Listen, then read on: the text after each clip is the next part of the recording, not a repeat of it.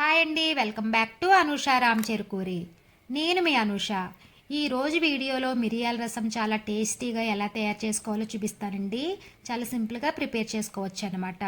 ఈ మిరియాల రసం ఘాటుగా చాలా టేస్టీగా ఉంటుందండి. ఈ రసం జలుబు చేసినప్పుడు కానీ గొంతు సరిగ్గా లేనప్పుడు ఈ రసం వేసుకుని తింటే చాలా రిలీఫ్గా ఉంటుందన్నమాట. మరి ఈ టేస్టీ రసం చేయడానికి టైం కూడా ఎక్కువ పట్టదండి. సో లేట్ చేయకుండా ఎలా తయారు చేసుకోవాలో చూసేద్దాం రండి. ముందుగా మిరియాల రసం కోసం కావాల్సిన ఇంగ్రీడియంట్స్ చూద్దామండి. 1 టేబుల్ స్పూన్ జీలకర్ర, 1 టేబుల్ స్పూన్ ధనియాలు, 1 టేబుల్ స్పూన్ మిరియాలు, 4 ఎండుమిర్చి, ఒక చిన్న ఉల్లిపాయ, 2 మీడియం సైజుల టమాటాలు తీసుకున్నానండి. అలాగే కొద్దిగా కొత్తిమీర, అలాగే కరివేపాకు, నిమ్మకాయ సైజ్ అంత చింతపండు, ఒక వెల్లుల్లిపాయ, రుచికి సరిపడా ఉప్పు తీసుకున్నాను అనమాట. ఇప్పుడు చింతపండుని వాటర్లో వేసుకుని 10 నిమిషాలు నాననివ్వండి. ఇది నానే లోపల మిక్సీ లేదా రోల్లో మిరియాలు, జీలకర్ర, ధనియాలు వేసుకుని దంచుకోవాలన్నమాట. చూసారు కదండి, ఈ విధంగా దంచుకున్న తర్వాత ఇందులో వెల్లుల్లిపాయ రెబ్బలు వేసుకుని కచ్చా పచ్చాగా దంచుకోవాలండి.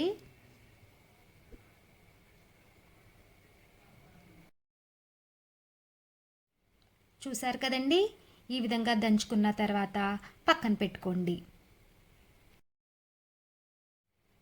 చింతపండు కూడా బాగా నానిందండి. ఇప్పుడు చింతపండు గుజ్జు అంతా బాగా కలుపుకోవాలన్నమాట. ఈ విధంగా కలుపుకుని రసం తీసుకోవాలండి. ఇప్పుడు ఇందులో సన్నగా చాప్ చేసిన టమాటా ముక్కలు వేసుకుని బాగా కలుపుకోవాలండి. ఇలా కలుపుకున్న తర్వాత కొత్తిమీర, కొంచెం కరివేపాకు వేసుకుని కలుపుకోవాలన్నమాట. తర్వాత కొంచెం సాల్ట్ వేసుకుని బాగా కలుపుకోవాలండి. తర్వాత మనం ముందుగా దంచి పెట్టుకున్న జీలకర్ర, మిరియాల పౌడర్ కొంచెం వేసుకుని బాగా కలుపుకోవాలన్నమాట. ఇలా కలుపుకుని పక్కన పెట్టుకోండి. ఇప్పుడు పోపు వేసుకుందామండి. స్టవ్ ఆన్ చేసి ప్యాన్ పెట్టుకుని 2 టేబుల్ స్పూన్ల నూనె వేసుకోవాలి. నూనె వేడైన తర్వాత కొంచెం మెంతులు, ఆవాలు, జీలకర్ర వేసుకుని ఫ్రై చేసుకోవాలన్నమాట. ఇవి సగం ఫ్రై అయిన తర్వాత ఎండుమిర్చిని ముక్కలుగా చేసి వేసుకోవాలండి. అలాగే కరివేపాకు వేసుకుని ఫ్రై చేసుకోవాలన్నమాట. పోపు ఫ్రై అయిన తర్వాత పొడవుగా కట్ చేసిన ఉల్లిపాయ ముక్కలు వేసుకుని ఫ్రై చేసుకోవాలి. ఉల్లిపాయ ముక్కలు ఇలా ఫ్రై అయిన తర్వాత కొంచెం పసుపు, అలాగే కొంచెం ఇంగువ వేసుకుని కలుపుకోవాలండి. ఇలా కలుపుకున్న తర్వాత మనం దంచి పెట్టుకున్న మిరియాలు, జీలకర్ర పౌడర్ ఉంది కదండి, అది వేసుకుని పచ్చివాసన పోయే వరకు ఫ్రై చేసుకోవాలన్నమాట. చూసారు కదండి, ఈ విధంగా ఫ్రై అయిన తర్వాత మనం ముందుగా తీసి పెట్టుకున్న చింతపండు రసం యాడ్ చేసుకోవాలన్నమాట.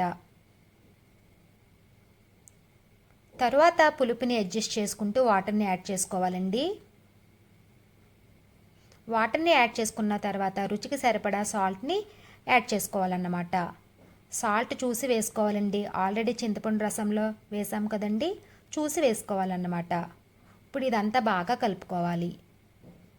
ఇలా కలుపుకున్న తర్వాత కొద్దిగా కొత్తిమీర వేసుకుని బాగా కలుపుకుని మూత పెట్టి 2 పొంగులు వచ్చే వరకు మరగనివ్వండి.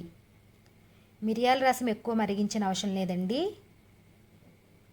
మనకి ఈ విధంగా మరిగితే సరిపోతుందన్నమాట. చూసారు కదండి, ఈ విధంగా మరిగితే సరిపోతుంది.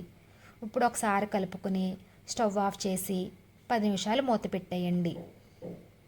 ఇలా చేయడం వల్ల ఫ్లేవర్స్ అన్నీ రసంలో కలిసి టేస్ట్ చాలా చాలా బాగుంటుందన్నమాట. చూసారు కదండి, ఎంతో టేస్టీగా ఉండే ఘాటైన మిరియాల రసం రెడీ అయిందండి. వేడివేడి అన్నంలో సర్వ్ చేసుకుంటే చాలా చాలా బాగుంటుందండి. ఈ మిరియాల రసం రెసిపీని మీరు కూడా ట్రై చేయండి. ఈ వీడియో కనుక మీకు నచ్చినట్లయితే లైక్ చేయండి.